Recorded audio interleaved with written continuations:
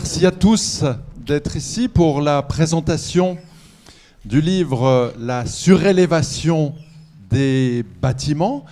Et nous nous réjouissons de voir l'intérêt suscité par cette présentation. Et nous nous réjouissons particulièrement car ce livre est issu de la thèse de doctorat de Géraldine qui a été préparée dans cette école au sein du laboratoire AMUP et qui représente un petit peu ce que nous aimons promouvoir comme recherche dans cette école, c'est-à-dire des diplômés de l'école qui, après leur diplôme d'architecture, s'engagent dans une recherche qui soit au contact aussi du monde professionnel, qui soit au contact de l'entrepreneuriat, d'une recherche sur les bâtiments, sur la ville, les manières de construire, les manières d'habiter, la manière de concevoir le rapport entre l'architectural et l'urbain. Et la thèse de Géraldine a représenté tout cet esprit qu'on tente de mettre en place dans le laboratoire AMUP. Ça s'est ensuite concrétisé sous la forme, toujours au sein du laboratoire, d'un postdoc que Géraldine est en train d'accomplir, en collaboration aussi et au sein d'une entreprise spécialisée dans la surélévation, à la fois dans une vision prospective, dans une vision de recherche, dans une vision de réflexion sur les instruments pour dénicher les potentiels, pour adapter aussi une réflexion sur la société, la densité, la densification, les méthodes constructives, les modes d'habiter, la sociologie urbaine. Et donc c'est au sein de cette société UpFactor que Géraldine travaille aux côtés de Didier Mignery et qui a aussi contribué à la transformation de cette thèse de doctorat en un livre publié aux éditions du Moniteur. Et donc le livre représente à la fois le travail de thèse et puis cette association pour le postdoc entre recherche, entrepreneuriat, prospective, prospection et invention d'instruments dans un dialogue avec les collectivités locales, avec le monde professionnel. Toutes ces choses dont Géraldine et Didier vont nous parler. Nous aurons ensuite une discussion et nous nous réjouissons de vos impulsions et du dialogue, aussi bien sur le contenu, sur le parcours, sur la conception même de ce qu'est la recherche dans une école d'architecture. Mais auparavant, c'est un plaisir de vous écouter présenter ce très bel objet qu'est ce livre. Merci beaucoup. Merci Denis, merci aussi à l'école d'architecture de Strasbourg de nous accueillir ce soir et au laboratoire AMUP aussi d'avoir co-organisé cet événement et de nous inviter au pot qui va suivre, donc restez dans les parages quand ce sera fini.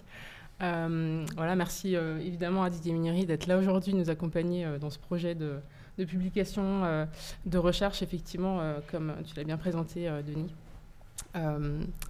Alors effectivement, donc cette thèse, c'est vrai qu'elle a suivi aussi un parcours d'étudiant qui finalement a fini vers des sujets un peu connexes qui étaient à ce moment-là en mémoire de master, le sujet de la préfabrication, qui est en fait un sujet aussi très connexe avec celui de la surélévation. Et finalement, donc, voilà, on est en fait 10 ans après ce démarrage de thèse, 10 ans après aussi une loi en 2014 qui a en fait complètement bouleversé finalement le sujet surélévation de mon point de vue, qui en tout cas est passé un peu d'un sujet architectural à un sujet qui tout d'un coup avait une portée urbaine. Et c'est ce qui m'a aussi intéressé à creuser un petit peu la question de la surélévation.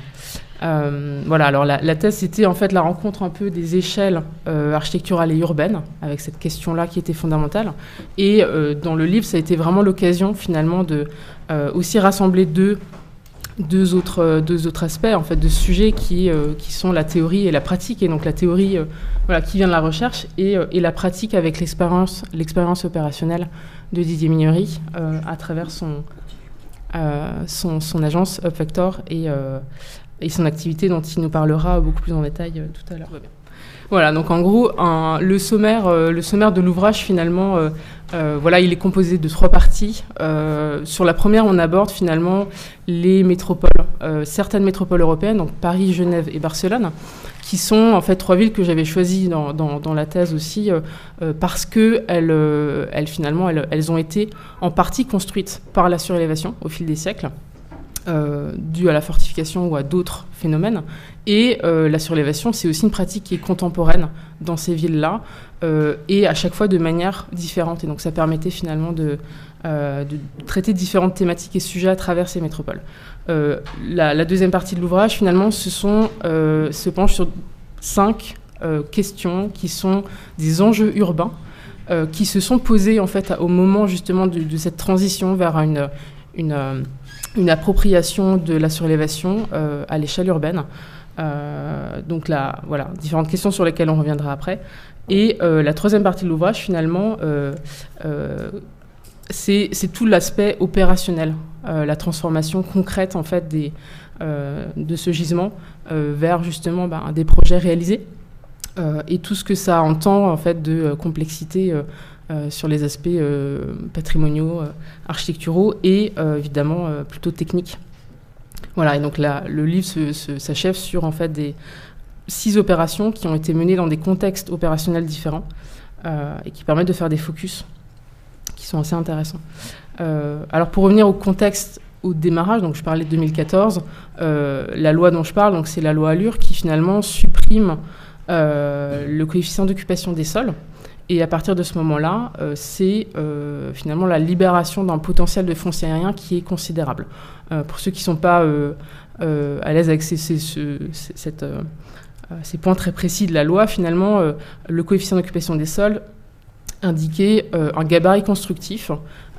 Et cette règle étant supprimée, finalement, les bâtiments qui avaient atteint, on va dire, leur gabarit maximum, mais qui s'étaient plutôt étendus en longueur dans la parcelle, mais qui n'avaient pas atteint la hauteur maximale, qui elle reste une règle en place, et ben voilà, avaient un différentiel, un reste à bâtir, si on peut dire, qui du jour au lendemain était exploitable.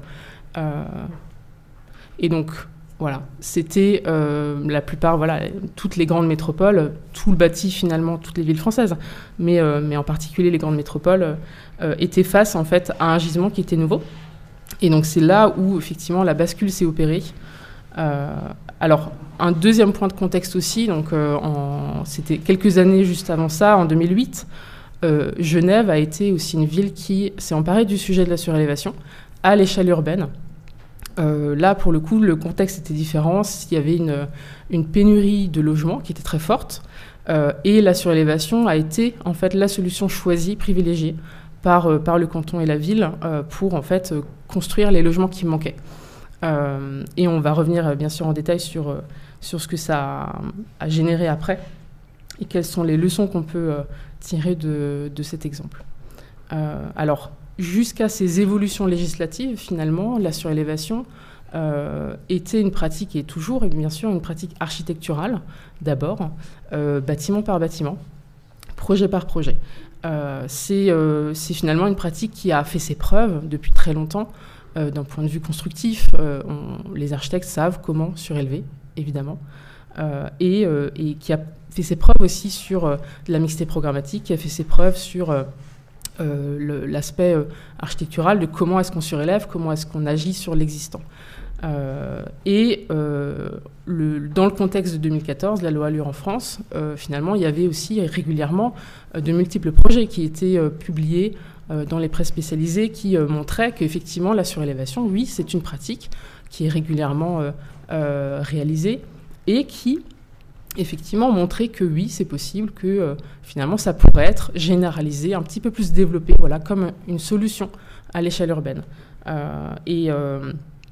Tous les projets, finalement, la diversité de projets montrait que la surélévation était aussi finalement une pratique qui avait des échelles extrêmement variées, du tout petit projet au projet vraiment à l'échelle justement très gros projet d'ampleur, et des techniques constructives variées, des approches architecturales très variées, et que finalement c'était une pratique un peu protéiforme qui avait une place qui peut-être pouvait s'étendre. Alors, je parlais des enjeux urbains tout à l'heure. C'est vrai que la transformation de cette vision un peu de la surélévation comme un outil qui était employable à l'échelle urbaine, ce gisement en fait qui était nouveau et très très vaste, c'est-à-dire qu'en fait quand on parle d'un gisement vaste, on parle en 2014 avec la loi Allure de l'équivalent peut-être dans 5e de la ville de Paris par exemple, qui subitement était, on parlait de la Pure avait fait une étude qui révélait qu'il y avait près de 12 000 bâtiments qui étaient surélevables du jour au lendemain, donc c'est vraiment un gisement très vaste. Et donc forcément les collectivités se sont penchées sur le sujet en se disant ok, super, la surélévation, elle va pouvoir nous aider à résoudre différents enjeux urbains. Le premier, ça a été bien évidemment la création de surfaces neuves en toiture, ce qui permettait de lutter contre l'étalement urbain. Alors, la terminologie entre-temps est devenue celle de la lutte contre l'artificialisation des sols, mais l'idée est la même, c'est de dire on construit sur des bâtiments qui existent, donc on ne va pas construire sur les terres agricoles. Très bien. Et donc, parmi donc ce premier enjeu, parmi 5 enjeux qu'on verra, c'est aussi de voir qu'en fait en France, comme le montre la carte faite par le groupe de recherche ESPON, en France, on n'est pas forcément les meilleurs élèves en Europe de la question de l'artificialisation des sols et de la consommation des sols. Et donc c'est un enjeu effectivement majeur. Et la surélévation, effectivement, permet ça et offre un potentiel, un gisement réglementaire des restes à bâtir au sein des PLU qui, effectivement, pèsent dans la balance de comment faire pour gérer ce problème-là. Toute la question étant de se dire comment finalement faire bien les projets, comment les mener à terme pour que ça ne reste pas un gisement théorique et que ça serve aussi en fait globalement tous les autres enjeux de la ville et de l'architecture. Alors là, c'est vrai que sur la carte, on voit, je ne l'ai pas dit, mais donc en rouge, ce sont en fait les secteurs qui artificialisent beaucoup, c'est-à-dire en fait où l'artificialisation n'est pas corrélée avec les besoins démographique, avec la croissance démographique, mais où on consomme plus d'espace qu'on en a vraiment réellement besoin. À l'inverse, les espaces situés en bleu sur la carte, en fait, sont ceux où on densifie, on a plutôt tendance à être assez sobre et où on va avoir un usage du sol qui est peut-être plus faible que la croissance ne le demanderait. Un deuxième enjeu sur les 5 enjeux, ça a été en fait celui, et c'est toujours d'ailleurs, celui du financement de la rénovation du bâti. La surélévation, elle a cette capacité-là, en fait, à amener finalement une valorisation par simplement la vente du droit à bâtir en toiture, qui, en fait, apporte une valeur à la copropriété, par exemple, mais même à tous les autres programmes, finalement, avec d'autres mécanismes économiques.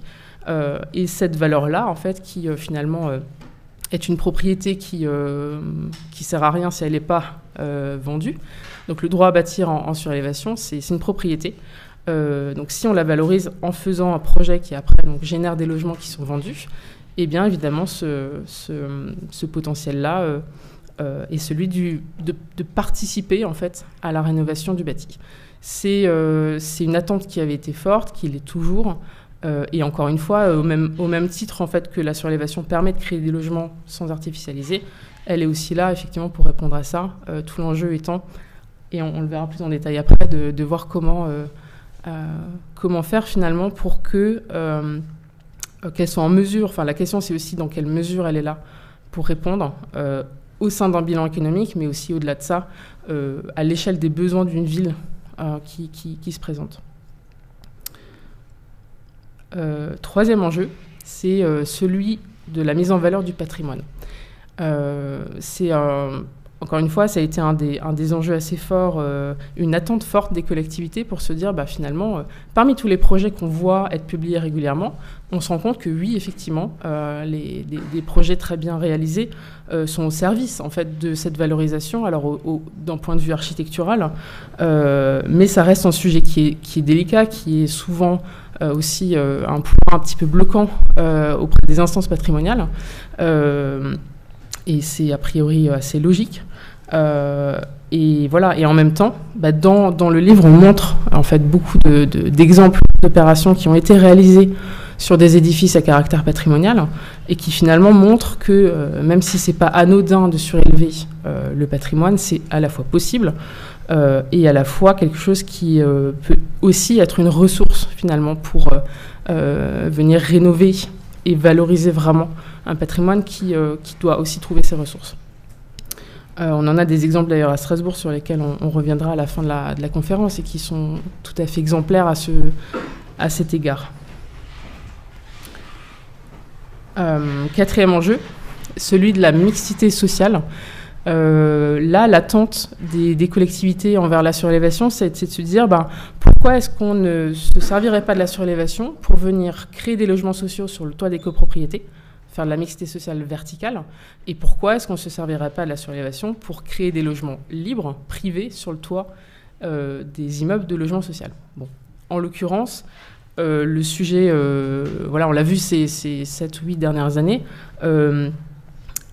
contrairement à toutes les attentes, finalement, c'est pas tellement sur les copropriétés que se font les logements sociaux, pour diverses raisons, il y a toujours un ou deux exemples qui montrent que tout est toujours possible en théorie, mais voilà, il y a une grande complexité derrière, et notamment le fait que les bailleurs sociaux ont de la difficulté à gérer un parc qui serait égrené et émietté à coup de 2 logements par-ci, 3 logements par-là. C'est évidemment pas facile dans une gestion d'un parc étendu.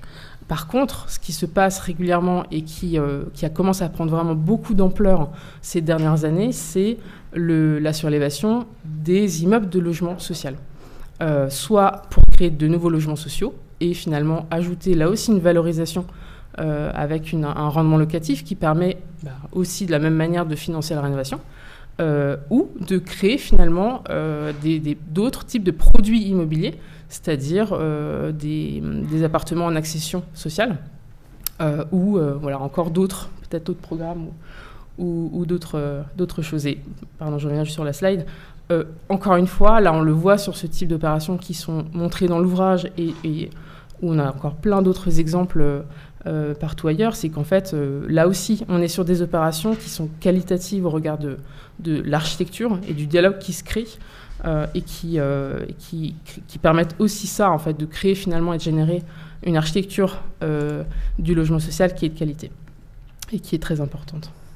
Et donc le dernier de ces 5 enjeux, c'est celui de la détente de la pression immobilière. C'est-à-dire qu'en fait, là, pour le coup, en 2014, la vision de la surélévation comme étant une solution à l'échelle urbaine a amené une idée que le fait de créer tout d'un coup créer un espèce de choc de l'offre en créant plein de logements en quelques années dans le parc immobilier permettrait, d'un point de vue mécanique, en fait, de faire baisser le prix de sortie des logements créés, simplement. Et on va dire évidemment, c'est pas du tout ce qui s'est passé, pour plusieurs raisons. La première raison, c'est que finalement, la surélévation, c'est des projets qui demandent un temps un petit peu plus long que la création, la construction neuve. Donc en fait, il n'y a pas eu d'offre, de choc de l'offre. Et l'autre raison, c'est que finalement, les projets à l'échelle du parc immobilier, les projets de surélévation restent rares. Donc ça veut dire que l'effet de rareté crée plutôt, in fine, un effet d'attractivité des prix vers le haut, qui est logique là aussi, et qui fait que, malheureusement, l'effet escompté ne s'est pas vérifié, mais c'est même pire, c'est que certains projets de surélévation ont été plutôt des opérations de type penthouse très valorisées sur le plan immobilier, et donc avec des prix qui qui étaient exorbitants et qui ont plutôt malheureusement eu un effet d'attractivité de l'ensemble des prix immobiliers locaux vers le haut. Donc ça, effectivement, c'est peut-être un des 5 enjeux qui montrent que y a un vrai sujet sur la place en fait des projets de surélévation dans la chaîne de production de logements, parmi les acteurs aussi. Et donc là, par exemple, ce qui est à l'image, c'est la courbe de Frigid qui montre aussi une difficulté qui n'est pas inhérente à la surélévation, mais qui est propre au marché immobilier, qui montre simplement la dérégulation progressive entre les revenus disponibles et le prix de l'immobilier. Et que ça, en fait, ça a évidemment une incidence sur la production du logement.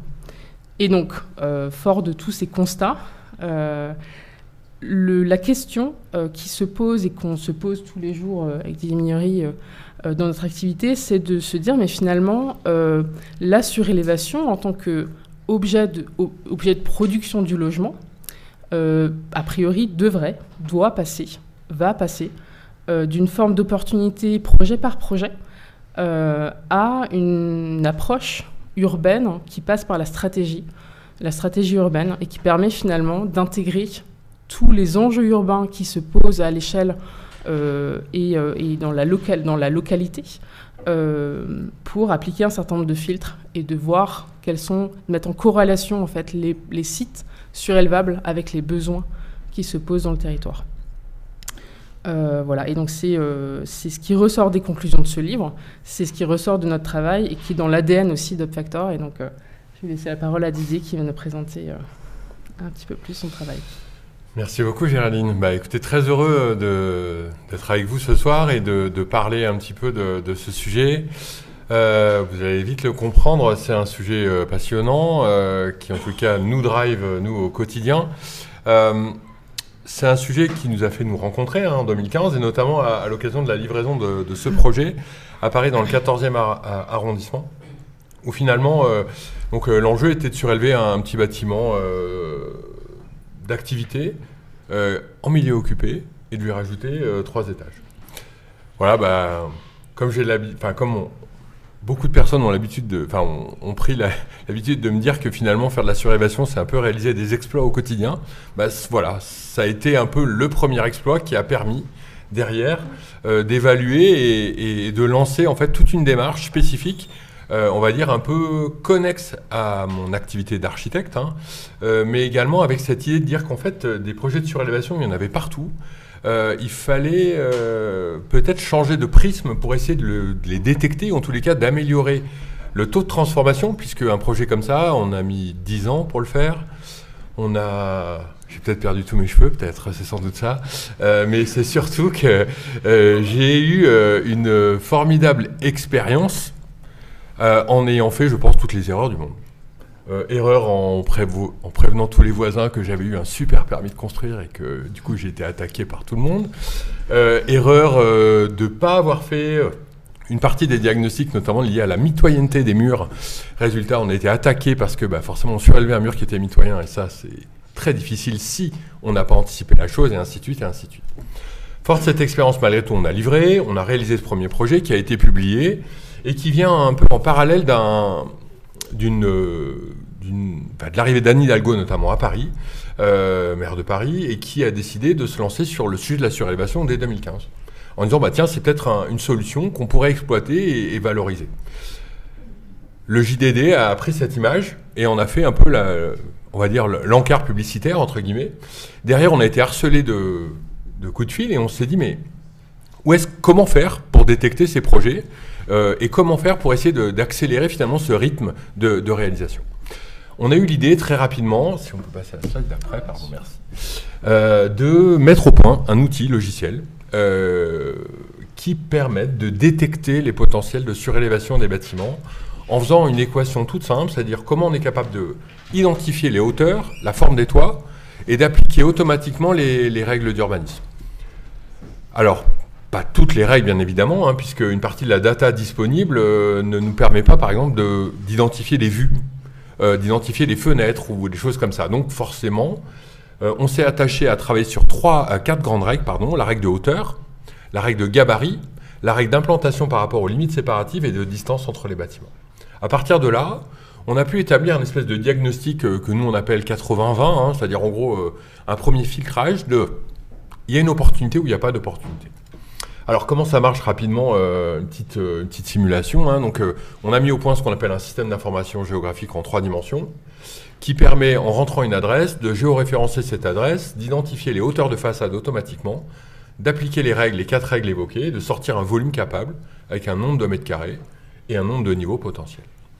À partir de là, on agrège tout un tas d'informations, le prix de l'immobilier, bien sûr la nature et ainsi de suite, et ça nous sert à développer pour des propriétaires, alors là par exemple pour la ville de Lyon qui nous a mandaté pour les aider à identifier où ils pourraient réaliser des nouveaux logements sociaux.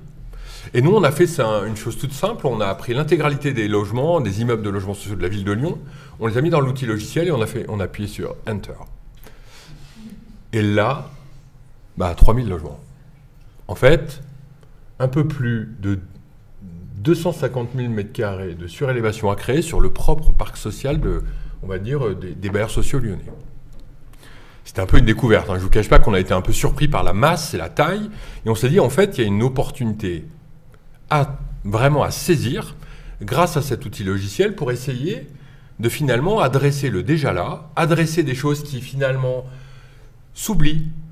Finalement, chaque propriétaire devrait connaître la qualité de son patrimoine, en tous les cas, les possibilités de son patrimoine. Mais les choses évoluent, les vies des bâtiments évoluent également, les usages des bâtiments évoluent, et finalement, on perd cette connaissance-là. Donc, c'est une vraie stratégie finalement qui a été mise en place avec un outil, qui n'est pas, en tous les cas, c'est pas un diagnostic qui fait foi entre guillemets. Ça permet d'orienter et d'identifier là où l'opportunité peut devenir justement une vraie stratégie pour un propriétaire ou même une collectivité, comme ici la ville de Lyon, pour atteindre ces 25% de logement social. Voilà. Alors C'est ça. Voilà. Il y a un mais, effectivement, ce qu'on le voit, il y a du potentiel au sens réglementaire du terme, c'est-à-dire que la plupart des villes ont été bâties au fil aussi des siècles et des réglementations qui ont évolué. Donc, c'est assez logique, finalement, qu'il y ait ces potentiels-là qui sont réglementaires. En même temps, là, la question, c'est de se dire, a priori, tout converge et tout court à chercher finalement à exploiter ces potentiels pour notamment répondre à l'enjeu de zéro artificialisation nette et la rénovation du bâti. Mais la question, c'est après la transformation la transformation de ces potentiels en projets réalisés, en passant par toutes les étapes de est-ce que c'est faisable économiquement, faisable structurellement, etc. et d'aboutir à des projets. Le mais, c'est finalement ce à quoi on est confronté régulièrement, c'est même plus que régulièrement, c'est un certain nombre de freins, un certain nombre de points bloquants aussi, qui soient législatifs ou de l'ordre de l'organisation de la maîtrise d'ouvrage ou de plein d'autres sujets comme le patrimoine ou autres, qui font qu'il y a une réelle complexité à aborder ce sujet.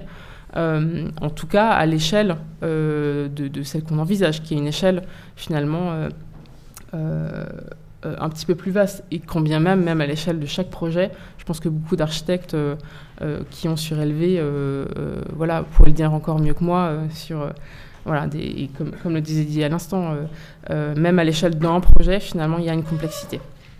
Et donc là, parlons un petit peu de ces sujets-là, parlons à la fois des freins et à la fois aussi évidemment des solutions finalement qui se prêtent à résoudre un petit peu ça.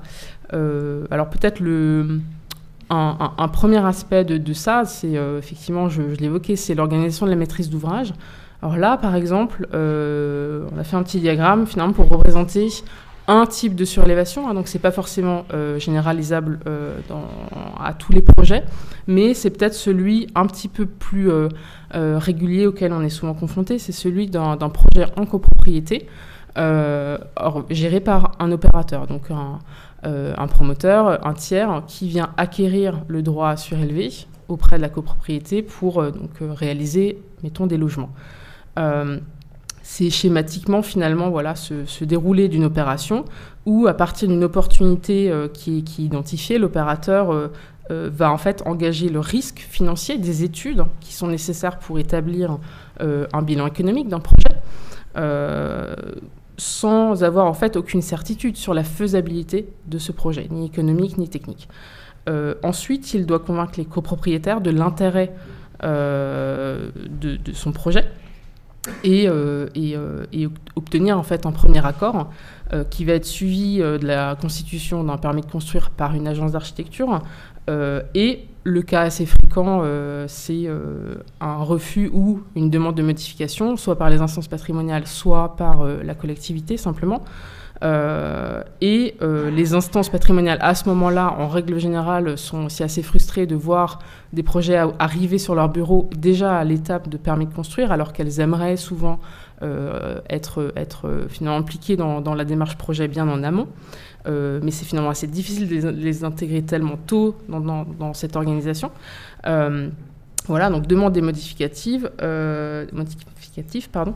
Et ce qui se passe souvent aussi à ce moment-là, dans le modificatif, c'est en fait la demande de supprimer 1 ou 2 étages, qu'on appelle des étages sacrificiels, alors même que la règle d'urbanisme permet, justement avec la règle de hauteur, simplement un volume capable, comme on l'a vu avec des petits cubes verts de Factor. Donc, mais effectivement, la plupart des opérateurs racontent combien, en général, que la plupart de leurs projets en fait passent par cette étape des tâches sacrificielles, et donc forcément le volume qui était supposé créer un certain nombre de mètres carrés, un certain nombre de logements, qui était supposé lui être corrélé à l'achat du droit à surélever auprès de la copropriété, donc ramener de l'argent pour financer la rénovation.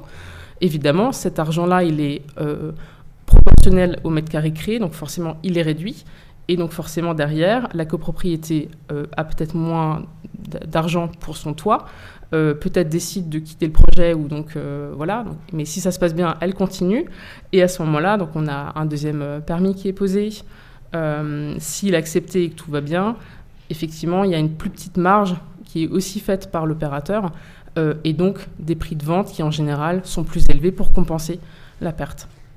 À la toute fin, j'ai mis se refaire, qui est une expression peut-être pas très glorieuse, mais qui malheureusement est un terme aussi souvent employé, qui montre en fait que l'opérateur peut s'en sortir si derrière il impute cette perte finalement sur d'autres opérations.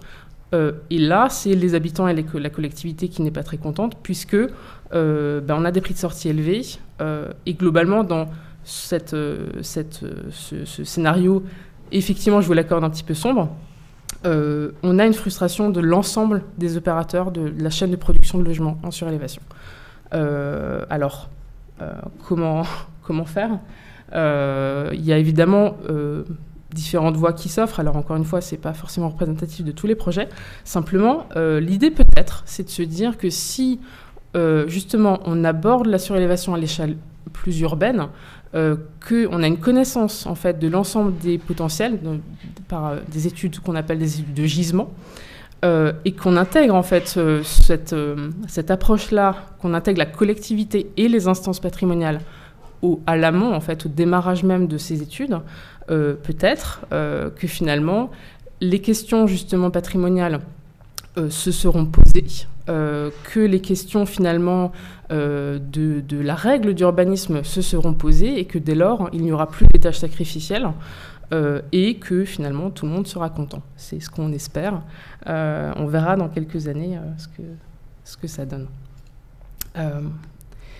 Alors un autre sujet, mais qui est tout à fait en lien avec ce qu'on vient de dire, justement, c'est la question en fait de la cohérence législative et réglementaire, qui est en fait absolument indispensable quand on aborde le sujet surélévation avec ce sujet densification urbaine, avec le sujet étude de gisement à une échelle vaste. Genève, en fait, a donc, comme je le disais tout à l'heure, en 2008, fait passer une loi. Donc c'était le canton qui l'avait fait passer, fait voter aussi. Et l'idée qui a été appliquée, donc la loi de 2008, consiste en fait à une rehausse des gabarits constructifs de la ville de Genève sur 2/3 de la ville, à l'exception donc du dernier tiers qui correspond au secteur patrimonial, secteur ancien. Donc ça, c'est complètement inédit. Ça ne s'est pas répété depuis. C'est-à-dire qu'en fait, qu'une ville modifie ses gabarits constructifs en rehaussant de 2 étages 2/3 de la ville, c'est complètement hors norme. Et ce qui est très intéressant, c'est que c'était aussi avec un objectif très clair de production de logements pour résoudre la vacance.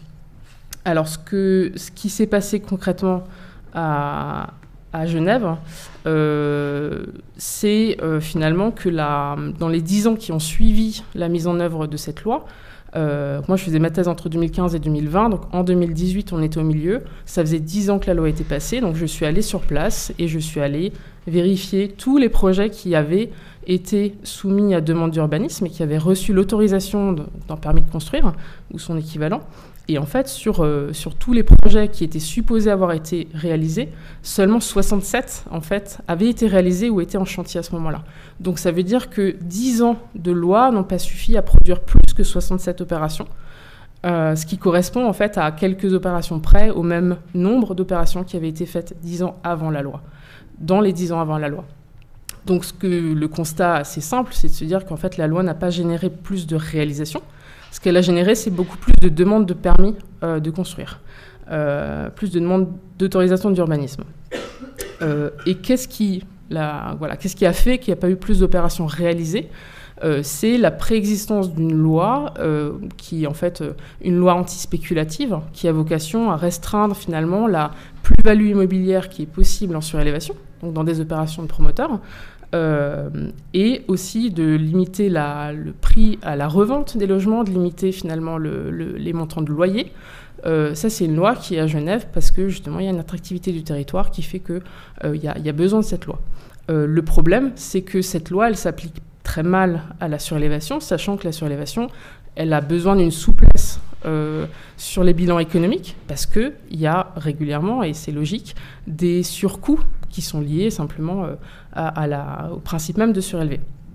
Et donc, la préexistence de cette loi, elle a vraiment fortement restreint l'usage de la surélévation, et donc ça a été problématique. Après, un autre aspect aussi, qui a été un peu une des leçons de Genève, ça a été de voir que finalement, dans les premières années après la loi, parmi les premières opérations réalisées, qui déjà étaient relativement rares, malheureusement, certaines en fait, ont été réalisées avec une écriture architecturale malheureusement très faible et des projets qui en fait, n'ont pas du tout valorisé l'existant. Et ça a eu pour conséquence directe en fait, de faire une levée de bouclier auprès des instances, évidemment, enfin des associations de défense du patrimoine et des associations de riverains qui finalement se sont dit mais on nous met une loi de surélévation, donc déjà on va surélever toute la ville, ce qui n'était pas la réalité, mais c'était l'idée, l'impression que les gens s'en faisaient. Et même s'ils avaient été en fait d'accord avec la mise en œuvre de la loi, parce qu'ils se rendaient bien compte qu'il y avait cette pénurie, là tout d'un coup les premières réalisations leur montraient que peut-être que ça allait défigurer complètement la ville. C'est l'idée qui s'en faisait malheureusement. Et la ville alors a heureusement bien réagi en mettant en fait en place une méthode qui s'appelle la méthode ABCD, qui consiste en fait à examiner le projet qui est montré aux instances, qui est défendu au prisme en fait de 4 échelles qui permettent à chaque fois, avec des critères très précis, d'estimer la qualité architecturale des projets. Et donc c'est un outil qui en fait a été développé par des architectes avec les services d'urbanisme et qui est un outil dont se servent les architectes pour préparer leurs projets et évidemment les instances pour vérifier que les critères soient bien suivis. Et depuis, voilà, fort heureusement, c'est une méthode qui a fait ses preuves et qui est intéressante et qui a permis, après coup, de vraiment résoudre ce sujet-là. Il y a eu des opérations, du coup, depuis, comme celle de la Croix-Essex, qui sont des opérations exemplaires au regard de la qualité architecturale du projet. Et ça montre, en fait, tout ça, que la question de la qualité architecturale en surélévation est un préalable à toute politique de densification verticale par surélévation. C'est quelque chose d'absolument fondamental qui met en jeu en fait l'acceptabilité sociale du principe de surélévation et même au-delà de ça, d'une loi ou d'une approche urbaine qui serait portée par une collectivité. Donc là, en fait, dans l'exemple qu'on montre, c'est une opération finalement qu'on aime bien parce que elle est très grande, il y a beaucoup de mètres carrés, il y a beaucoup de surface, c'est un bâtiment immense, et pourtant sa surélévation, finalement, la surélévation, c'est un ajout qui est assez discret, parce qu'on a une couleur qui est très proche de l'existant, on a une morphologie qui est dans la continuité directe du bâti existant, mais il y a finalement un travail dans le détail qui a été fait avec des baies qui sont plus larges, avec des ouvertures effectivement en longueur, et avec un très léger retrait sur les 2 derniers niveaux, qui font que finalement il y a une présence de la surélévation qui est quand même manifeste, et on n'est pas du tout dans la continuité de la construction du bâtiment existant, ce qu'on appellerait maintenant mimétisme ou pastiche.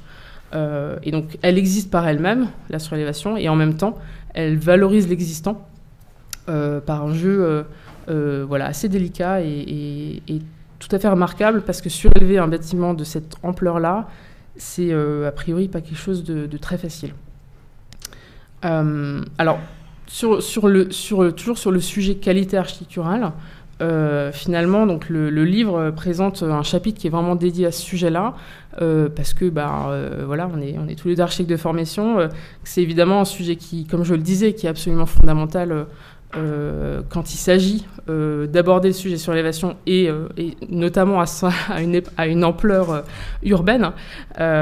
Et en fait, finalement, à la différence de la construction neuve ou de la réhabilitation, la surélévation, en fait, elle occupe une place assez particulière en architecture, parce que finalement, il ne s'agit pas de concevoir son bâtiment seulement au regard du contexte urbain ou du tissu urbain. Il s'agit de concevoir un projet qui va venir se juxtaposer et même se poser en fait sur une architecture qui existait en tant que telle et qui maintenant est transformée définitivement par l'ajout qu'on lui opère. Et donc avec l'existant, l'ajout va finalement créer une architecture nouvelle, de deux parties qui doivent cohabiter comme un mariage qu'on espère heureux. Et finalement, toute la question, c'est de savoir comment en fait concevoir une addition verticale qui rentre en fait en dialogue architectural, qui crée une forme de symbiose finalement avec l'édifice existant. Et donc dans les projets là qu'on a illustrés là, qui sont à l'écran et qui sont évidemment dans l'ouvrage, et par bien d'autres, on voit finalement que la question de la qualité architecturale elle peut s'identifier, s'analyser de plein de manières. Et ce qui ressort en fait de toute cette analyse-là, c'est de se dire que la notion de dialogue architectural, elle est centrale, et que finalement la mise en valeur de l'existant dépend de ce dialogue. Mais ce dialogue, il peut être dans une forme de continuité très forte, avec une reprise d'une partie de la modénature, un alignement des baies, une reprise de texture ou de couleur, ou au contraire, en fait, ça peut être avec une forme de rupture très forte et comme de confrontation stylistique et architecturale. Dans les deux cas, la qualité architecturale est possible, et ce sont deux postures en fait qu'on retrouve. Là, on a des exemples qui, pour le coup, sont plus dans une forme de continuité, alors que la slide d'avant, on était plutôt sur une dissociation un petit peu plus forte. Et finalement, on le voit, en fait, que ce soit des projets qui se distinguent nettement ou, dans ces cas, une continuité un petit peu plus forte. Le dialogue, en fait, s'opère, des fois de manière un petit peu magique, mais le tout étant effectivement et on le voit et aussi c'est ce que les architectes praticiens nous rapportent à travers leurs projets et dans les discussions, finalement, c'est toujours de prendre en compte l'existant et de réfléchir le projet bâtiment par bâtiment, projet par projet. Alors, c'est pas antinomique avec l'approche qu'on a, qui est de parler sur l'élévation à l'échelle urbaine. Au contraire, c'est de montrer finalement que l'architecture de la surélévation, elle est et le fait de considérer chaque bâtiment est absolument fondamental, mais c'est quelque chose qui vient de toute manière dans l'étape d'après, dans le fait de transformer le potentiel vers des projets réalisés.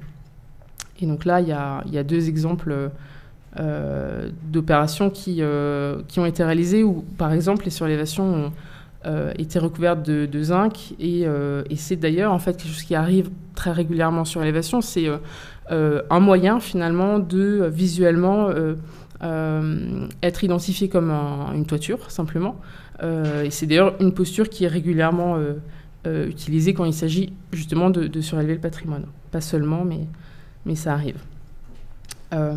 Alors, surélever, c'est aussi finalement choisir un système constructif qui est évidemment en lien avec l'architecture et avec l'existant aussi. Et donc finalement, on ne surélève pas n'importe comment. Le choix finalement, le choix d'une structure, d'un système constructif a une incidence directe sur l'architecture du projet. Et inversement, finalement, il est aussi dépendant de comment le bâtiment est construit, quels sont les points d'appui en fait qu'il propose. Et en fait, comme on le voit sur les exemples qui sont là, où là, pour le coup, on n'est que sur des exemples en structure bois, mais ce serait... voilà, on pourrait faire la même chose avec la structure acier. Dans les 2 cas, finalement, la préfabrication est quelque chose qu'on retrouve très, très régulièrement. L'intérêt numéro 1, c'est finalement que la préfabrication permet d'avoir des structures très légères, notamment quand on est en mur ossature bois ou avec une ossature acier. Et aussi, finalement, ce qu'on constate, c'est que toutes les architectures trouvent leur système constructif et tous les projets existants trouvent une structure qui va permettre de surélever.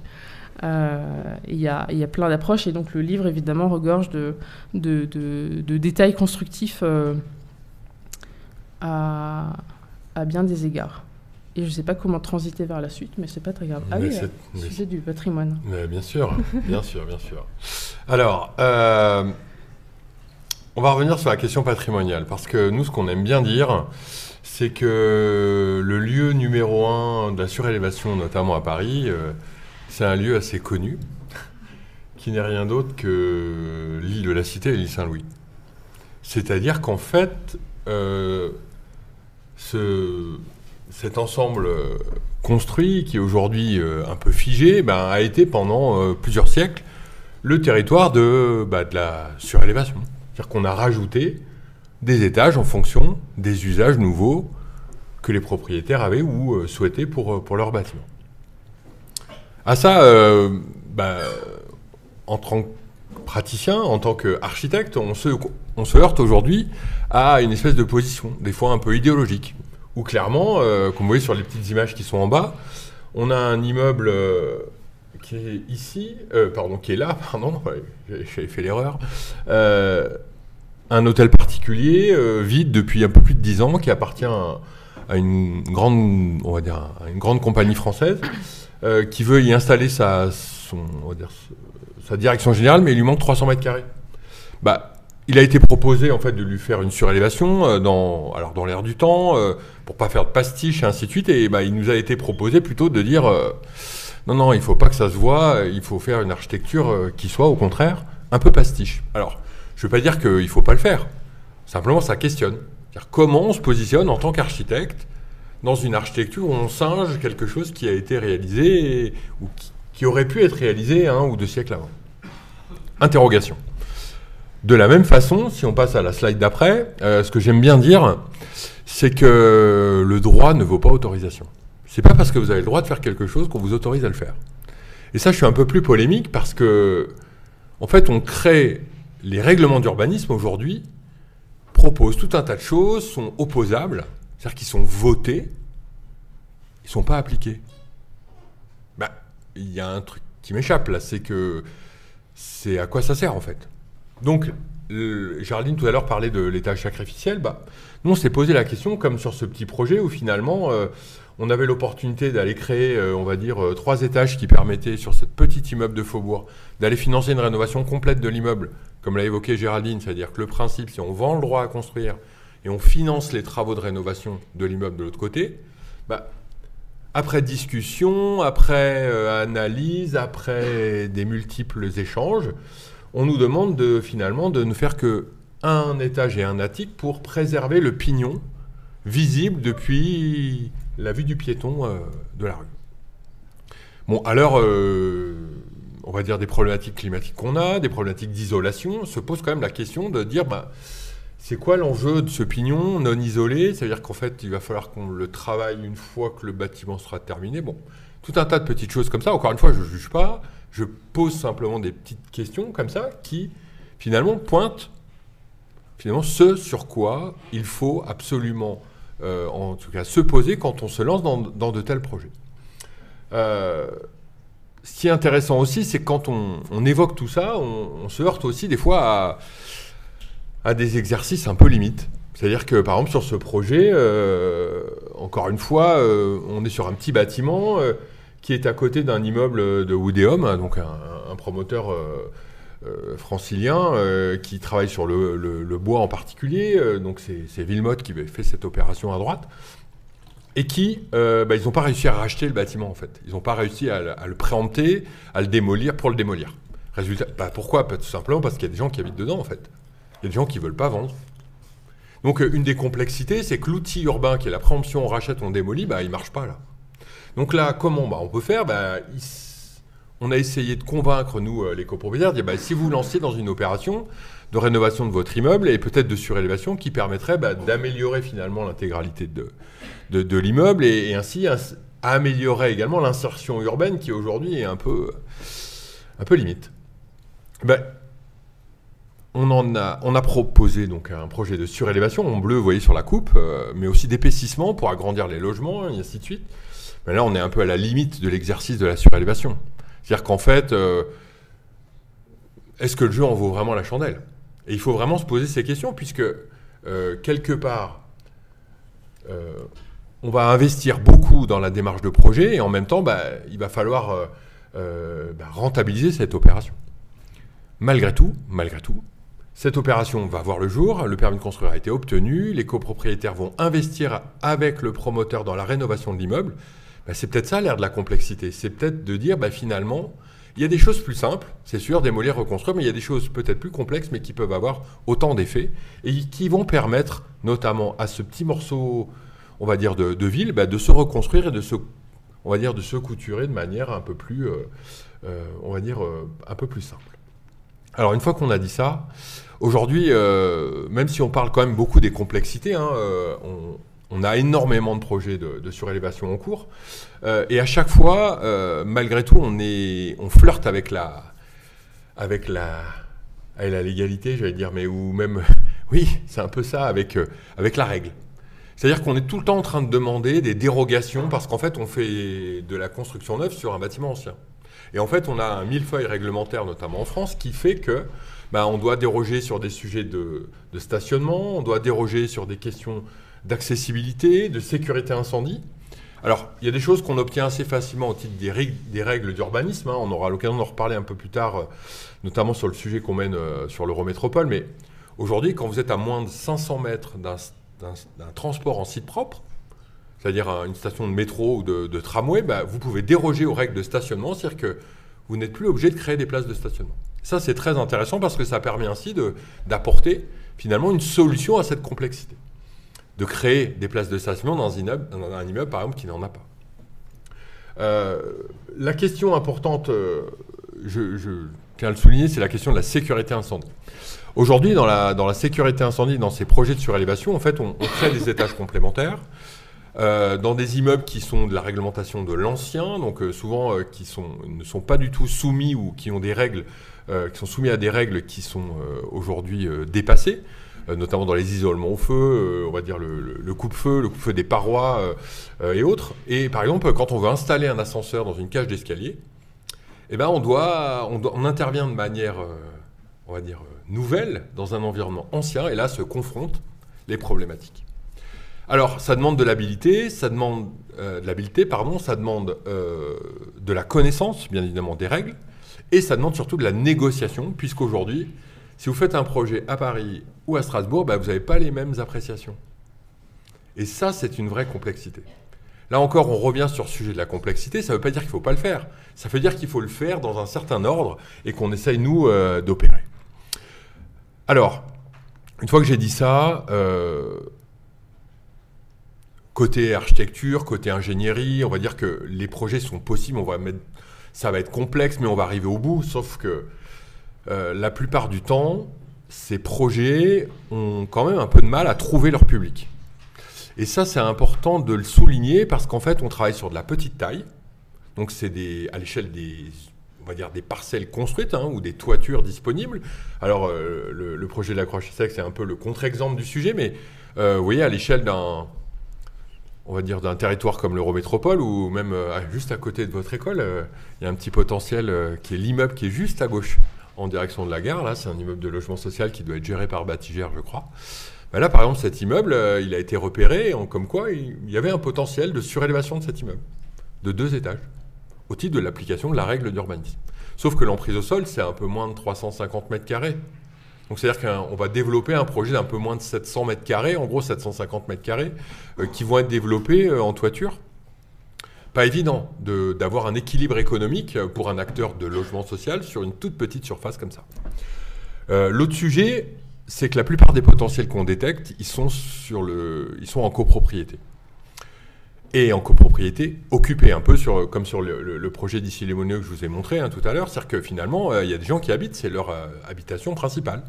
Donc comment associer création architecturale, ingénierie, un peu prouesse, au fait que des gens habitent au quotidien dans l'immeuble. Donc comment on limite les nuisances de tout ça ? Parce que la surélévation, quand on vide un bâtiment, quelque part, c'est un acte d'architecture comme un autre, comme le permet la réhabilitation. Ça, je pense qu'aujourd'hui, c'est acté, les architectes savent le faire, les ingénieurs savent le faire, c'est pas vraiment un problème. Par contre, construire en milieu occupé, ça nécessite des compétences complémentaires. Et ça, c'est un enjeu, je pense, des pratiques à venir, c'est de faire avec l'existant, mais aussi avec les gens qui sont dedans. Ça, c'est très important. L'autre point important, c'est qu'en fait, c'est des projets qui sont... On l'a un peu évoqué tout à l'heure sur le timing d'un projet. En gros, pour aller chercher une autorisation en copropriété, il faut entre 12 et 24 mois. Pour obtenir un permis de construire, il faut entre 6 et 12 mois. Bon, on est déjà à 36, 48 mois. Pas évident de tenir à la fois un opérateur immobilier, de payer le travail d'un architecte qui va porter un projet comme ça pendant une durée aussi longue. Voilà, ça c'est des vrais sujets et c'est un peu la limite en fait que l'on a observé sur tous ces projets de surélévation, mais qui permettent quand même d'enrichir la démarche.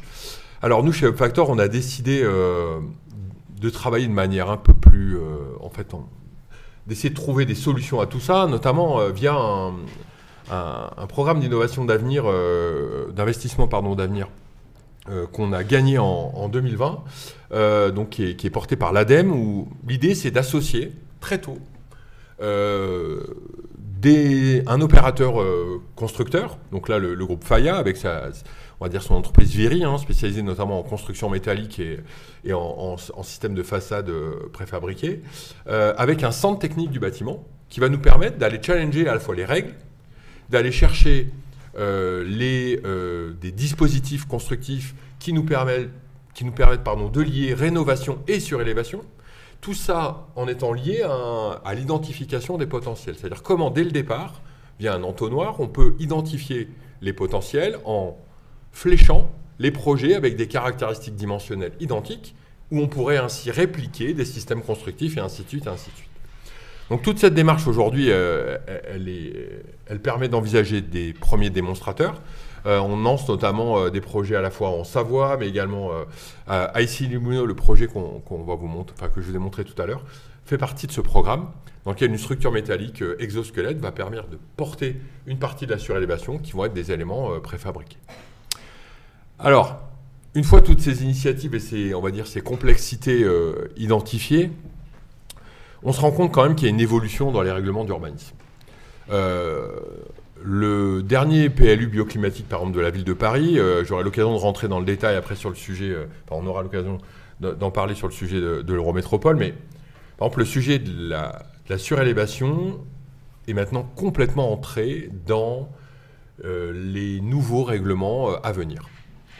C'est-à-dire qu'on octroie des possibilités de surélévation sur les voies les plus larges, c'est-à-dire qu'on réduit les possibilités sur les voies étroites, mais on les augmente sur les voies larges, donc de manière à faciliter l'acceptabilité. On envisage même des bonus de constructibilité si on rénove le bâtiment existant. C'est-à-dire ça, c'est quand même assez nouveau, c'est-à-dire que finalement, on donne une possibilité de plus, à la fois de financement, mais aussi d'expression à la fois architecturale et technique, dans un tel projet, si on rénove et on atteint des performances, on va dire, attractives pour le bâtiment existant. Autre point que je tiens à souligner, c'est les deux petits diagrammes en bas, c'est la question de l'emprise au sol et de la renaturation des espaces artificialisés. Il est envisagé dans le cadre du PLU bioclimatique de la ville de Paris de donner un bonus de constructibilité aux immeubles qui sont déjà hors gabarit s'ils permettent de renaturer ou de désartificialiser les sols à la place de parking, mais surtout qui permettent ainsi de geler des espaces qui sont aujourd'hui vides ou en tous les cas qui permettent une respiration à ces constructions. Et là, on tord un peu le cou à cette notion de densité en disant, bon, tu auras l'occasion d'en reparler un peu plus tard, mais c'est pas parce que l'immeuble est haut qu'il génère en tous les cas une densité extrême.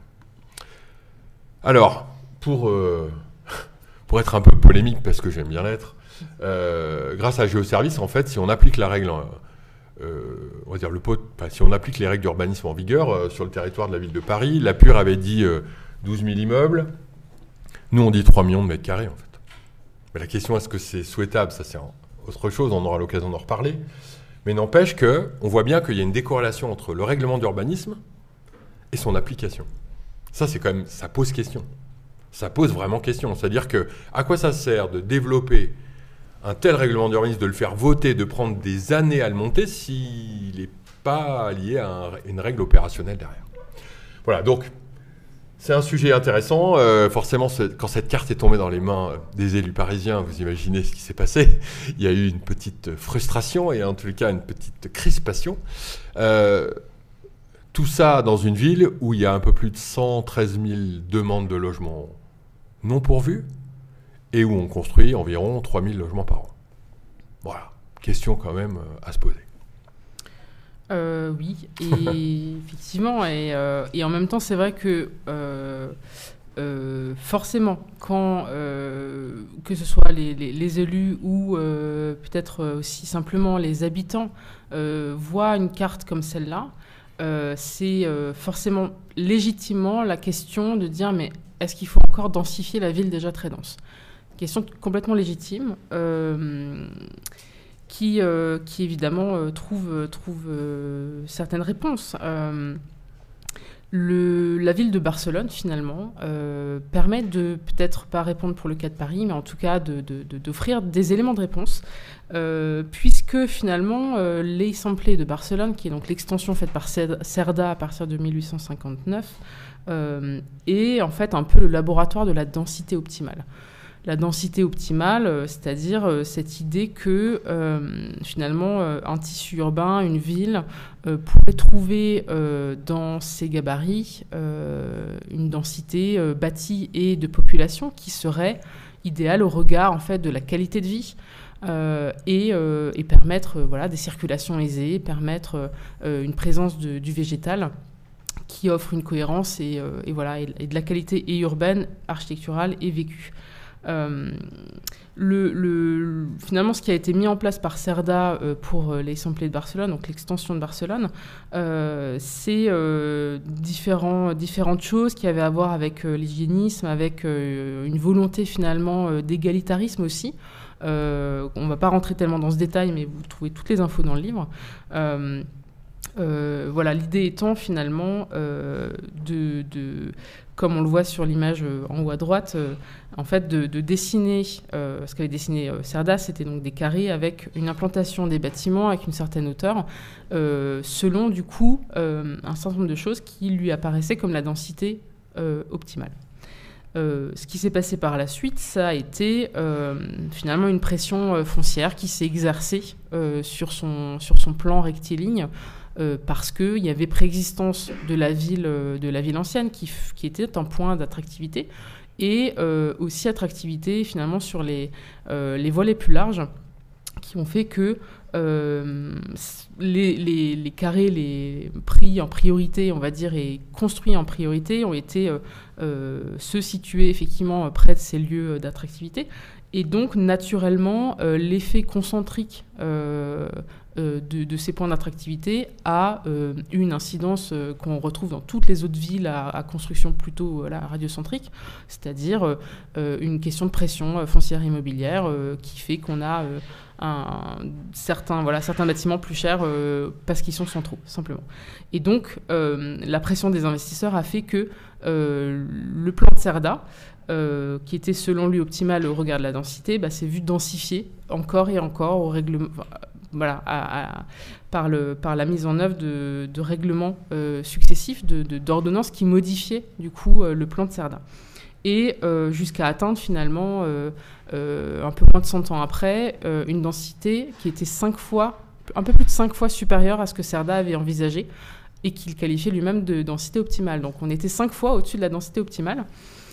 Et ça donne le Barcelone qu'on connaît tous maintenant, avec un bâti qui est en fait extrêmement dense, effectivement. Les carrés sont construits et il n'y a plus tellement de jardins, notamment en cœur d'îlot. Et pourtant, en fait, l'essemblé de Barcelone actuel, en fait, est considéré par beaucoup d'urbanistes comme une forme très aboutie et très juste de densité. Donc, ça nous permet de nous poser plein de questions que j'ai posées dans la thèse et qu'on a dans l'ouvrage aussi, finalement, comment est-ce qu'on la mesure, cette densité optimale ? Quels sont les indicateurs ? Est-ce qu'on arrive en fait à en définir les critères précis, puisqu'on est sur des ratios de 1 à 5. Et alors, ce qui s'est passé aussi, évidemment, à Barcelone, ça a été finalement, dans ce laboratoire de la densité optimale, au fil de ces successions d'ordonnances, des vagues de surélévation régulières, puisque à chaque fois que l'ordonnance rehaussait les gabarits constructifs, à chaque fois, on avait des vagues de surélévation. Et donc, il y a énormément de bâtiments qui ont été surélevés à Barcelone. Et là, on a un exemple sur la 3D et le plan. En fait, en rouge, ce sont les étages qui ont été faits en surélévation. Donc, on voit sur ces carrés-là qui sont le long du Passec de Gracia que la densité actuelle de Barcelone est en grande partie due aux multiples surélévations. Maintenant, la question qui s'est posée aussi sur ce sujet densité optimale, sur le schéma à droite, en fait, c'est la question de la qualité de vie, et notamment au regard des flux de circulation automobile. En fait, la recherche montre que finalement, c'est pas du tout la densification par surélévation de l'A-samplé qui a induit en fait l'intensification des flux de circulation, mais au contraire, c'est en fait les 30-40 dernières années qui se sont écoulées où c'est en fait le développement périphérique de la ville de Barcelone qui s'est fait de manière non contrôlée, très, très basse, très étalée, qui, elle, en fait, est la source directe de l'accroissement des flux de circulation entre la périphérie et la ville, et évidemment aussi d'autres facteurs comme la mise en place de l'aéroport qui est pas très loin, et évidemment d'autres développements au bénéfice finalement de l'automobile. Tout ça pour dire que finalement la question de la ville dense, elle s'est examinée. Il y a des chercheurs qui se penchent vraiment régulièrement sur la question. En fait, la densité, c'est un sujet aussi lui-même assez complexe, mais qu'on arrive en fait à décortiquer et se pose d'emblée la question de la morphologie urbaine. C'est-à-dire que sur le sujet de densification et surélévation, on surélève pas on surélève pas n'importe quel tissu urbain de la même manière. Et en fait, le chercheur Angel Shlomo a étudié la question justement de qu'est-ce que c'est la ville dense et comment est-ce qu'on la définit, en posant en fait trois 3 déterminants qu'il a identifiés. Alors le premier, si on regarde sur l'axe vertical, en fait, c'est le taux de surface de plancher. C'est peut-être un peu mal traduit, mais voilà, l'idée c'est de se dire dans quelle mesure finalement on utilise... en fait, c'est première définition de la densité bâtie, simplement. L'autre aspect, l'autre déterminant, en fait, c'est le taux d'occupation du sol. Donc là, c'est pas juste chaque parcelle qui serait bâtie beaucoup, pas beaucoup bâtie, c'est en fait tout le sol de la ville. Donc, en gros, quelle est la part, le taux, en fait, la part disponible pour le réseau viaire et quelle est la part pour les parcelles et dans quelle mesure les deux sont en fait remplis au niveau du sol. Et le troisième, c'est finalement un aspect non bâti, une densité qui n'est pas sur la construction, mais sur la population, à savoir le taux d'occupation, en fait, des logements, en l'occurrence. Donc là, c'est le nombre de personnes au mètre carré de plancher. Et ça nous donne finalement une représentation de la morphologie urbaine et de ce qu'est la densité, qui est très intéressante. Et on voit par exemple Hong Kong, qu'on connaît tous, qui est une ville verticale, elle est extrêmement dense, mais la densité de Hong Kong vient de la hauteur des immeubles. On le sait, c'est une évidence, et là c'est intéressant parce que c'est explicité à travers ces diagrammes. À l'inverse de Kinshasa, qui est en fait une ville très dense, mais sa densité vient du fait que le sol est en fait rempli de bâtiments qui ne sont pas très hauts. Voilà. Pour un petit peu montrer des exemples très caricaturaux. Et au milieu de ça, en fait, on a des villes qui sont constituées de tissus un petit peu moins, justement, aux extrêmes, et qui montrent, en fait, que, voilà, selon le déterminant de la densité, on va avoir des tissus urbains qui sont très différents, et qui, finalement, qu'est-ce que c'est, à travers tout ça, la densité ? C'est justement la juxtaposition de tissus urbains qui sont différents parce que issus d'époques constructives, issus d'approches architecturales et urbaines qui ont évidemment évolué au fil des siècles. Et finalement, on voit que la question de la densité, c'est une question d'abord de perception. C'est-à-dire que sur le schéma qui est tout en haut, fait par Tribu Architecture, il y a cette représentation de la densité et des tissus qui est très intéressante parce que finalement, les tissus centraux des villes européennes, moyenâgeuses et puis qui se sont développés, en fait, sont des tissus extrêmement denses. Et pourtant, on n'a pas une perception de la densité qui est tellement forte que ça. Et à contrario, quand on regarde sur le schéma du bas, qu'est-ce qui nous donne cette idée de la densité ? C'est souvent, en fait, les bars et les tours des grands ensembles de l'après-guerre, qui sont en fait des opérations qui ont été qualifiées d'opérations denses, alors même qu'en réalité, en termes de population et alors déjà de nombre de personnes à la surface, et surtout en termes de densité bâtie, en fait, ce sont des opérations qui sont classées plutôt dans les faibles densités. Alors même que le bâti haussmannien, qui est celui, en fait, qui est la forme, le tissu urbain le plus dense qui existe, montre en fait une acceptabilité, une appréciation de cette densité qui est vue comme beaucoup plus faible que ce qu'elle est en réalité. Et en fait, ce qu'on voit, c'est que la surélévation, elle ne s'adresse pas à la partie gauche ou peu à la partie gauche en fait, de ce diagramme, mais elle s'adresse finalement beaucoup plus au tissu faubourien, au tissu haussmannien aussi. Encore une fois, finalement, en dents creuses et dans les petits restes à bâtir qui sont au sein des gabarits des PLU. Et où finalement, on se rend compte que la surélévation, c'est de la densification déjà douce par le nombre de projets réalisés régulièrement, et surtout sur un bâti qui est considéré déjà et vu comme un bâti qui n'est pas en fait si dense que ça. Donc c'est extrêmement intéressant de voir ça. Et donc forcément, on regarde peut-être une carte comme celle qu'on a vue de Paris avec son gisement, avec ce regard-là, et surtout, un autre aspect qu'il faut considérer, c'est de se dire que, par exemple, la carte de Paris, elle montre, en fait, encore une fois, les potentiels réglementaires. Et donc, la différence entre un gisement qui serait brut, une possibilité réglementaire, elle est peut-être d'un rapport de 100 à 1 sur les opérations réalisées in fine. Voilà.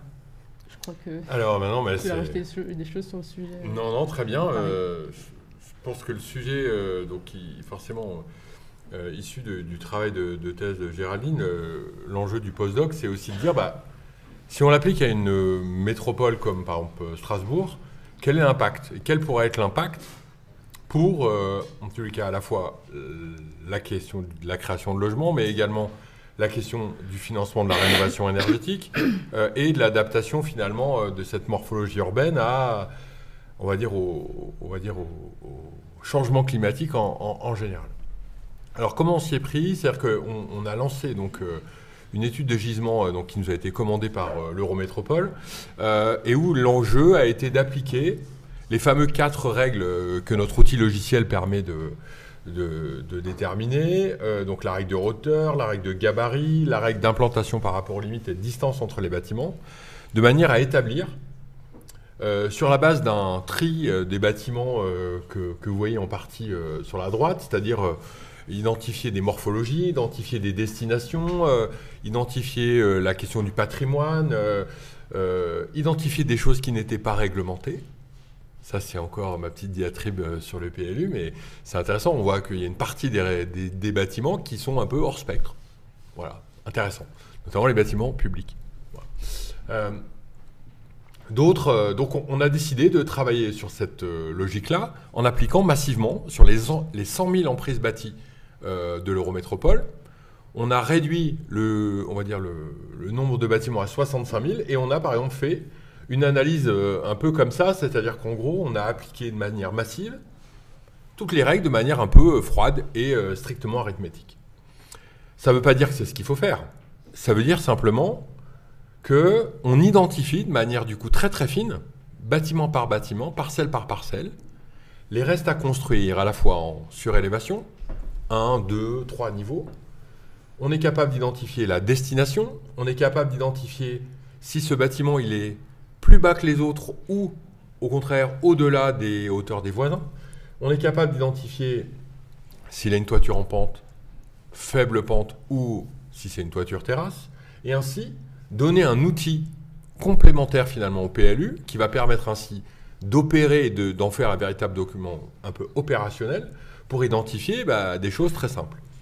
On identifie bien sûr les parcelles de logement social, un peu comme à l'instar de ce qu'on a fait pour la ville de Lyon. Là, l'idée, c'est de dire, tiens, est-ce qu'il n'y a pas, sur le territoire de l'Eurométropole, de quoi atteindre les fameux 1500 logements objectifs par an, logements sociaux par an, alors qu'on en construit entre 500 et 700 au cours des 2 dernières années.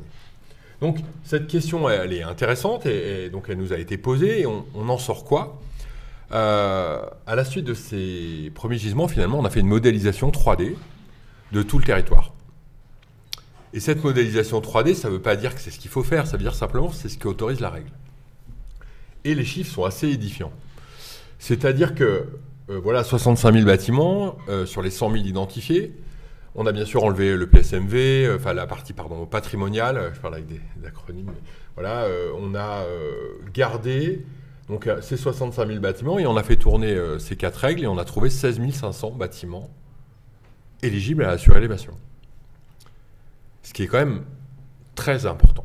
Ça veut dire 2 choses, ça veut dire qu'il y a énormément de potentiel, que les opportunités sont devant nous et maintenant il faut savoir, au regard de tout ce qu'on vous a évoqué un peu en amont, les différentes complexités et ainsi de suite, être capable de les opérer bâtiment par bâtiment, parcelle par parcelle.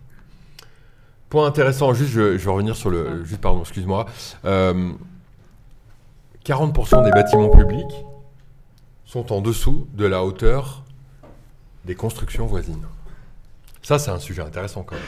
Parce que ça veut dire qu'en gros, l'Eurométropole qui cherche des opportunités sur son propre patrimoine, elle a peut-être déjà des choses à faire en application de la règle. C'est-à-dire finalement, la règle, alors, c'est assez logique puisqu'il y a dedans, il y a les écoles, il y a tous ces sujets-là. Bon, forcément, une école, c'est plutôt un programme horizontal. Peut-être qu'aujourd'hui, dans le cadre de la mixité programmatique que certains élus veulent mettre en place ou qu'il faudrait mettre en place, on peut se poser la question de réinterroger ce genre d'actifs. Alors, un petit détail aussi intéressant sur cet îlot, qui est situé donc à côté de la gare, hein, pas très loin d'ici. Oui, il y a une voie en bordure, en bordure des voies ferrées qui appartenait auparavant à la SNCF, qui a été rétrocédée à l'Eurométropole. Et là, d'un seul coup, se pose la question de dire, peut-être qu'on peut retourner la façade, en fait. Et il faut sans doute retourner la façade, mais comment on s'y prend? Et est-ce qu'en travaillant à l'échelle de l'îlot, on ne peut pas aller chercher, finalement, un moyen, un outil urbain, de travailler la dentelle, quelque part, les complexités, bâtiment par bâtiment, parcelle par parcelle, soit en surélévation, soit en démolition, reconstruction, mais en tous les cas en corrélant finalement les sujets les uns à côté des autres. Alors ça fait l'objet d'un workshop à l'INSA Strasbourg, c'est ça, hein, il y a quelques années, qui était très intéressant, où finalement il y a eu des pistes qui ont été menées et très, on va dire, de manière très, très pragmatique. Tout à fait. Et alors c'est vrai que ce qui est intéressant, c'est évidemment que donc, cette étude de gisement qui est menée sur le territoire de l'Eurométropole et qui sert aussi de territoire test d'expérimentation pour le postdoc, c'est évidemment d'abord l'objectif finalement de mettre en relation les potentiels de surélévation avec les enjeux urbains locaux qui sont ceux de créer du logement, certes, mais aussi et surtout peut-être de financer la rénovation du bâti. Et donc, c'est pour ça que la donnée, effectivement, de la déperdition est absolument utile. Là, c'est vrai que sur cet exemple, ce qui est aussi très, très intéressant, c'est de voir que l'outil il permet à la fois, comme on l'a dit, finalement, d'analyser massivement avec des filtres et des critères l'ensemble du territoire, mais aussi peut-être de se pencher en fait sur des opérations qui pourraient être menées à l'échelle de l'îlot, qui est une échelle en fait intermédiaire et où en fait on peut avoir imaginé des possibles assez variés, mais c'est vrai que moi je me prends à rêver d'une opération en fait où les habitants de cet îlot se mettraient en collectivité, en groupement. Et en fait, avec cette création finalement de ce front bâti qui serait là à la fois pour créer un espèce de protection au bruit et puis en même temps soi-même, en étant elle-même évidemment bien réalisée pour au regard de la protection au son et en même temps quelque chose qui permettrait finalement de venir financer la désimperméabilisation des cœurs d'îlots et de créer des jardins partagés, ce genre de choses. Et c'est intéressant de voir que finalement la surélévation elle peut avoir un rôle justement à différentes échelles et venir dans une ville comme Strasbourg aussi justement à différentes échelles. Et à Strasbourg, la surélévation, ça existe, ça a déjà été fait, et à plein d'époques différentes, et depuis assez longtemps, en fait. Il y a des projets qui remontent, comme on le voit, jusqu'à la fin du 19e siècle, et je crois qu'il y en a des encore plus anciennes. Alors là, c'est un petit échantillon, en fait, de tous les projets qui ont déjà été réalisés au fil du temps, et comme on le voyait au tout début de la conférence, finalement, la surélévation à Strasbourg aussi, elle prend des formes et des apparences très, très variées. Alors vous aurez peut-être reconnu en bas au milieu l'école d'architecture dans laquelle on est. Alors c'est le bâtiment qui est juste à côté, l'ancien garage qui a été en fait réhabilité et surélevé en 2015. C'était déjà l'école. Et donc on a d'autres opérations aussi plus récentes. Rue du Schnocolor avec KE+, qui a fait une opération en réhabilitation. C'était des bureaux, c'est devenu du logement. Et donc là aussi, il y a une densification aussi de la parcelle avec la création de maisons. Création de 6 logements en surélévation. Et tous ces exemples-là, en fait, sont très intéressants chacun pour ce qu'ils sont. Et alors, KE+, ils ont aussi fait une opération, le chantier est en train de finir à la Plaine des Bouchers. Alors, ce qui est intéressant aussi sur le sujet renouvellement urbain et faire la ville sur la ville, c'est que typiquement, là, on est dans un tissu qui est très industriel, pas forcément...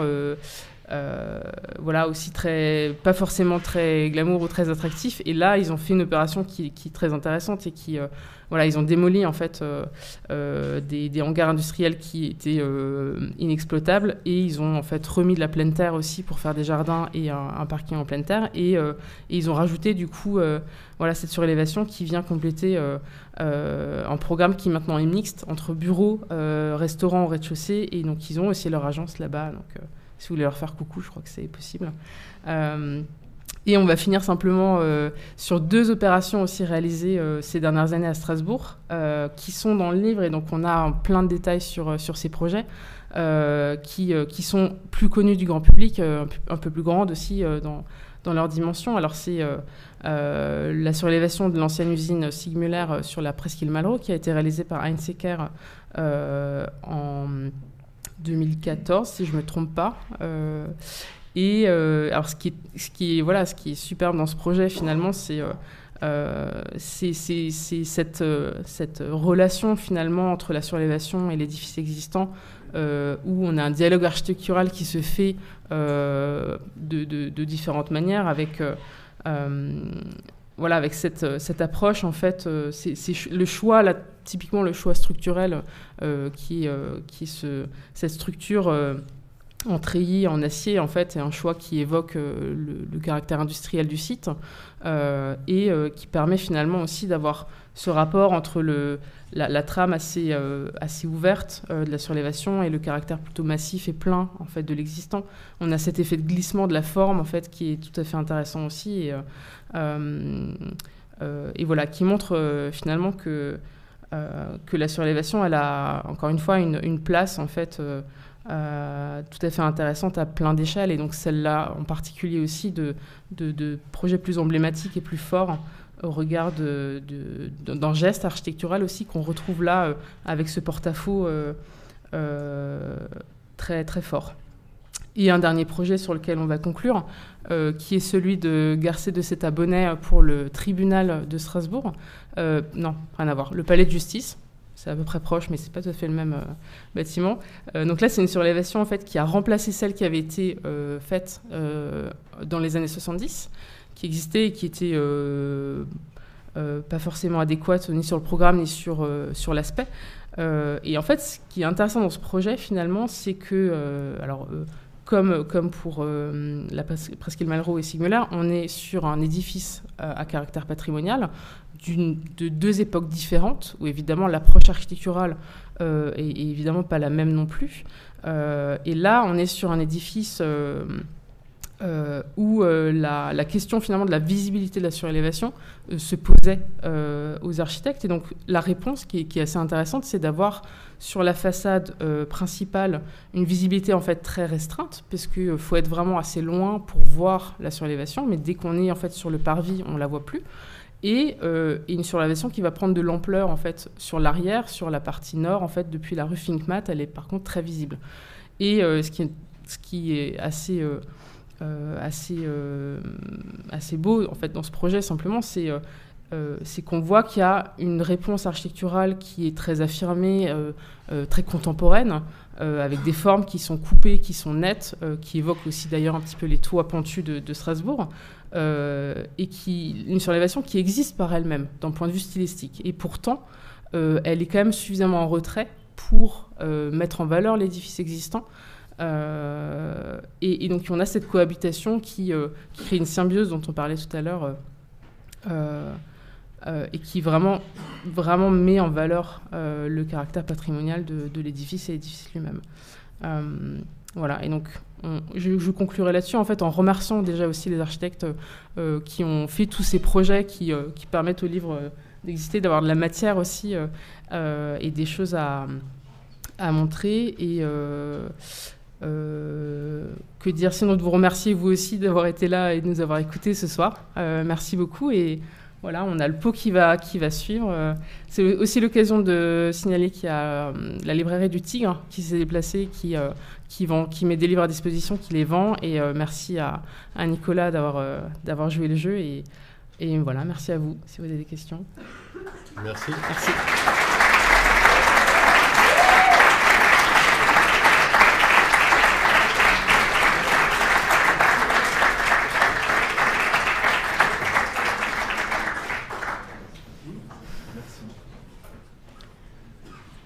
Est-ce qu'on pourra avoir le micro de Denis, s'il vous plaît, à la régie?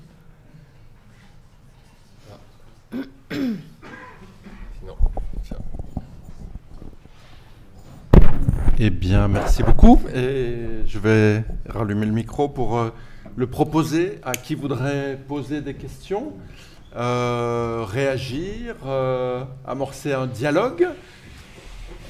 Je meuble avant d'avoir le micro. Merci beaucoup. Et peut-être notamment autour de cette articulation entre un diagnostic à l'échelle urbaine et puis la dimension projet architectural qui fonde votre passion aussi pour ce thème. Oui. C'est plus une remarque ou un commentaire. Donc bonsoir, Quentin Barbe, moi je suis du pôle Fibre Énergie Vie, donc le pôle qui a labellisé le projet RSI qui vous avait été présenté. Donc merci pour la slide. Je voulais déjà félicitations pour la présentation et puis pour tous les enjeux forts qui ont été présentés. Je voulais juste revenir sur le projet RSI. Alors, vous l'avez présenté, mais plus sur la manière de collaboration, justement, entre des architectes, des industriels, et puis plutôt des laboratoires ou des centres techniques, qui est une méthode de collaboration qui n'est pas forcément très très connue, on va dire, dans le milieu de l'architecture, qui est plus connue chez un industriel qui a l'habitude de travailler avec les laboratoires. Et on a plus souvent des collaborations entre industriels et des laboratoires. Et le fait qu'il y ait des architectes qui rentrent dans ce type de projet-là, je voulais vous saluer parce que vous êtes peu nombreux et puis permettre de dire que ça existe, voilà, ce type de collaboration qui sont des collaborations sur l'innovation, qui ne sont pas des relations de sous-traitance classique. C'est vraiment une collaboration entre des acteurs économiques et académiques. Voilà. Merci. Ouais, merci. Je vais juste rajouter un petit mot, parce qu'effectivement, le projet Réside a été en fait, c'est né d'un véritable besoin. C'est-à-dire qu'aujourd'hui, on passe énormément de temps à un peu réinventer le fil à couper le beurre sur tous les projets.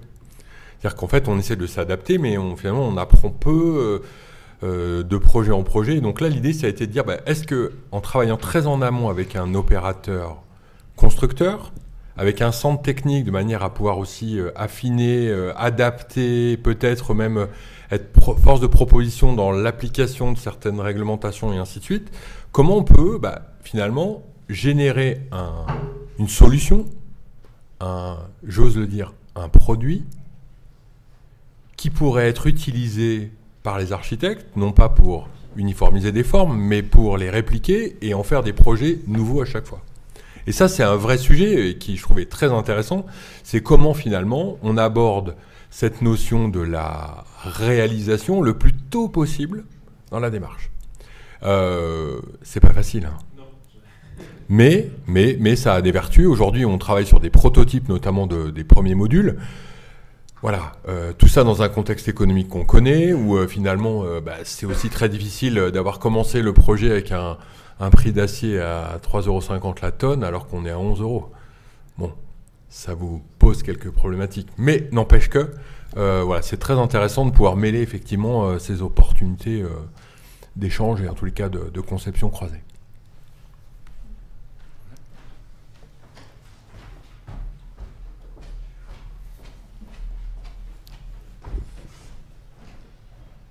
Alors, j'avais une petite question sur justement les élévations.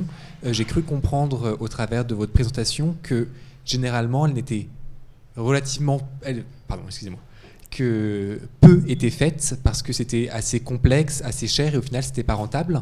Est-ce qu'à ce moment-là, les villes, plutôt qu'augmenter à chaque fois petit à petit les hauteurs maximum, n'auraient pas intérêt à mettre le pied à l'étrier, un peu à y aller à fond et d'un seul coup rajouter suffisamment d'étages pour que ce soit intéressant pour des promoteurs ou des particuliers de se dire bon, le projet vaut le coup et se lancer à ce moment-là? C'est pas inintéressant comme idée, et en même temps, en fait, là, il faut différencier la question finalement du gabarit indiqué par les PLU. Quand on parlait des évolutions réglementaires et de la forme des tissus urbains, c'est une évolution qui s'est faite avec le temps, assez lentement, et au fil finalement aussi de la capacité technique de créer de la hauteur, qui n'était pas là tout de suite, qui est venue avec le temps. Et en même temps, ça pose la question de quelle est justement la forme urbaine adéquate qu'on veut par rapport... voilà. Et donc tout ça, les règles d'urbanisme finalement sont en cohérence avec les largeurs de rue et l'ensoleillement, etc. Il y a différentes choses où en fait il n'est pas nécessairement souhaitable de rehausser les gabarits. La question se pose, elle s'est posée. Genève l'a fait. Parce qu'ils avaient peut-être aussi... ils ont évidemment étudié la question de proches. Et alors, quand on dit 2 tiers de la ville, ce n'était pas tous les bâtiments des 2 tiers de la ville. Je suis passée un petit peu rapidement, mais finalement, ils ont identifié par une carte les bâtiments qui étaient susceptibles d'être surélevés. Donc en fait, c'est pas anodin de jouer sur la hauteur des gabarits. Ça s'est fait avec le temps, mais a priori, on constate que la plupart des villes ont un peu maintenu finalement maintenant des gabarits constructifs. Mais pour autant, il y a en fait un potentiel qui est déjà considérable à l'intérieur même en fait des hauteurs des gabarits. Et justement, en fait, l'évolution au fil des siècles a fait que plein de bâtiments sont en dessous des hauteurs. Et donc, en fait, c'est pas tellement un rapport de quantité, de dire oui, il faudrait rajouter 5 étages, parce que en fait, il y a un autre aspect, c'est de se dire que la surélévation, plus il y a d'étages qu'on ajoute en surélévation, plus techniquement c'est compliqué. Et que c'est pas le rapport entre la surface qu'on crée et la surface existante.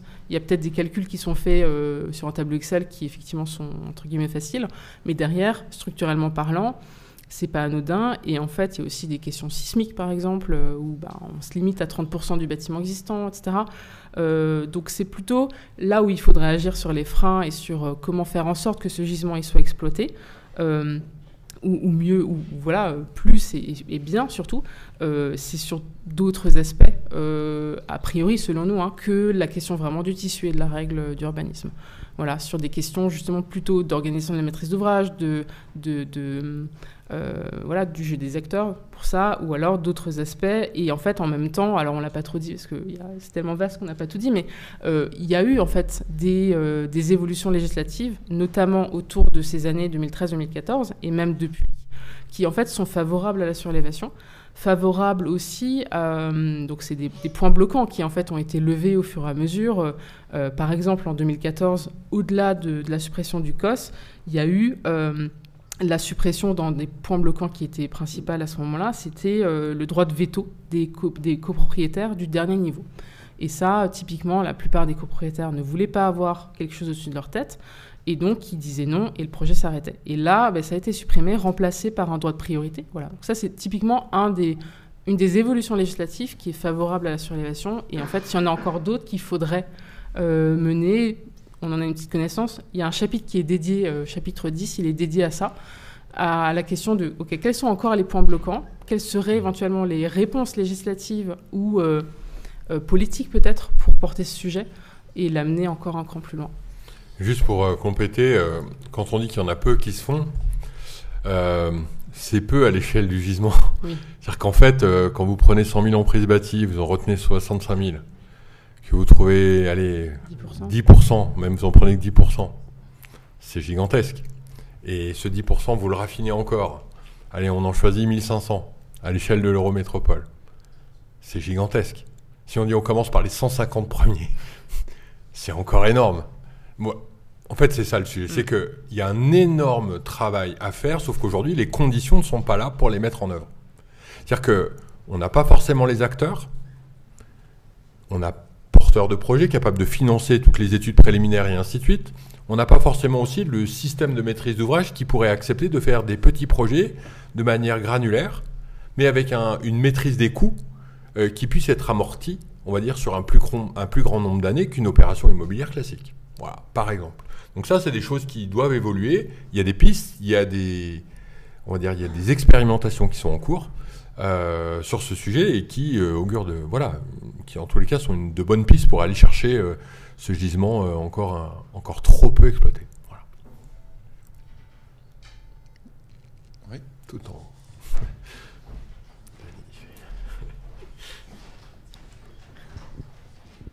Minutes.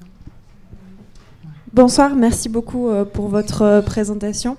En fait, je vais rebondir directement sur les réponses que vous avez pu apporter. Déjà, une question très précise par rapport à Genève, parce que par rapport aux cartes que tu as pu montrer, Géraldine, on voit qu'il y a une différence entre donc, les bâtiments identifiés et les surélévations qui ont été réalisées, notamment des surélévations réalisées sur des bâtiments qui n'étaient pas identifiés, plutôt dans la partie centrale. Qu'est-ce qui peut expliquer ce phénomène? Est-ce qu'il y a des éléments qui ressortent? Et une deuxième question qui est plus liée en fait à la mixité de ces surélévations. Puisque là, on a beaucoup parlé des logements sociaux, entre guillemets, du palais de justice. On a en fait une continuité, même l'hôtel particulier à Paris, où on a une continuité des usages entre le bâti existant et ce qui se fait en surélévation.